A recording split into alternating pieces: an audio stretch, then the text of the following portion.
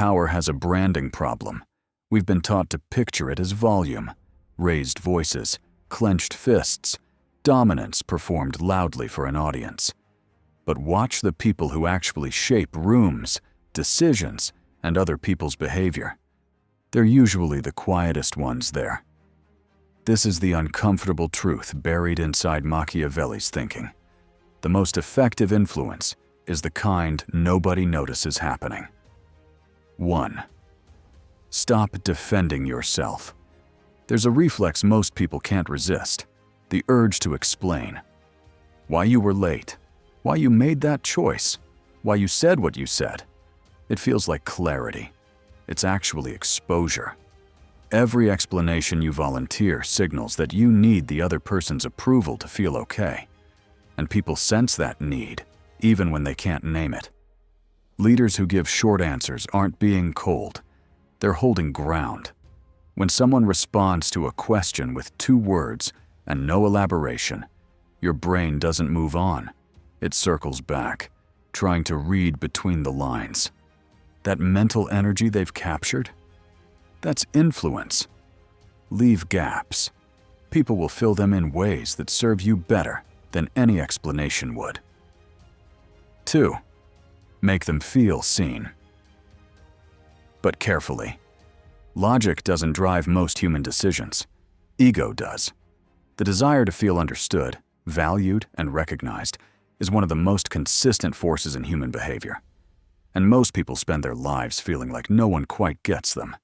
When you become the person who does get them, they gravitate toward you almost involuntarily. The mistake most people make is overdoing it.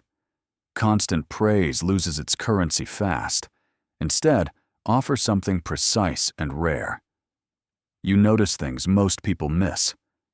One sentence like that, delivered at the right moment, can occupy someone's mind for days.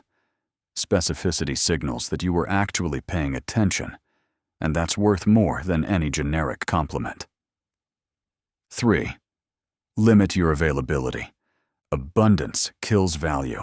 It's a simple principle that applies as much to people as it does to anything else.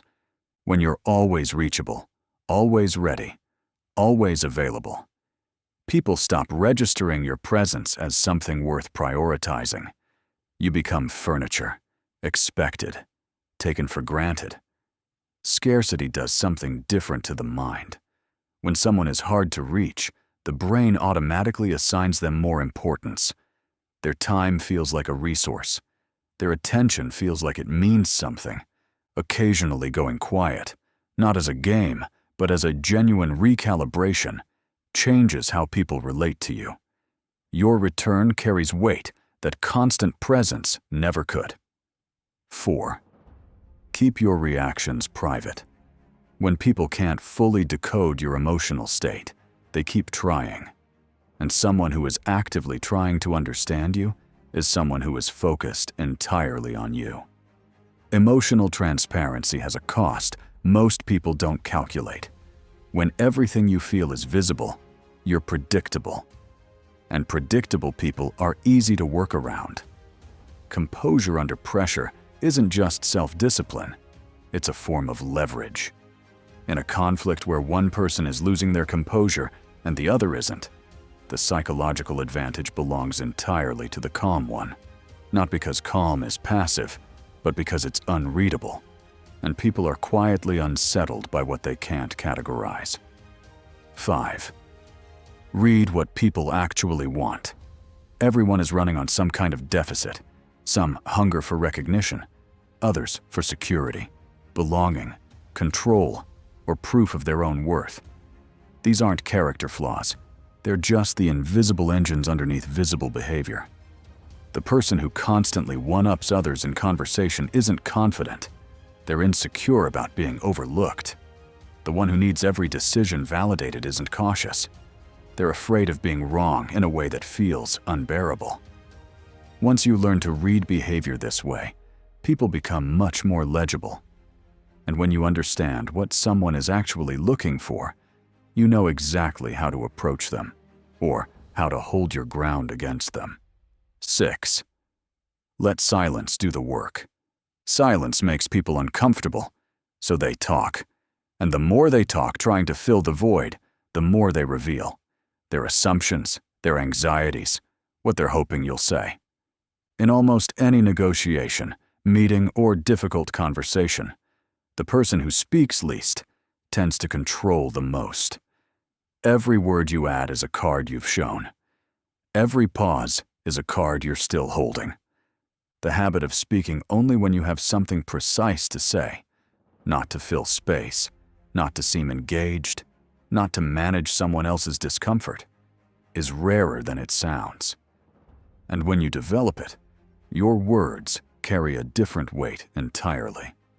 7. Never let certainty become complacency. When someone is completely sure of you, sure of your loyalty, your availability, your patience, they stop working for the relationship. Not out of malice, just out of human nature. We conserve effort toward things that feel guaranteed.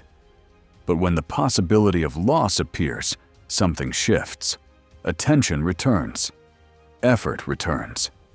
This isn't about manipulation for its own sake. It's about understanding that ease breeds indifference, and that occasionally demonstrating you have other options, or simply other priorities, recalibrates how you're treated. The person who is always pursuing, always accommodating, always absorbing, gradually becomes invisible. The person who can genuinely walk away is the one people think about. A final note, worth taking seriously. None of this is a blueprint for becoming colder, more calculating, or harder to know. These are descriptions of how social dynamics actually function, not prescriptions for how to live.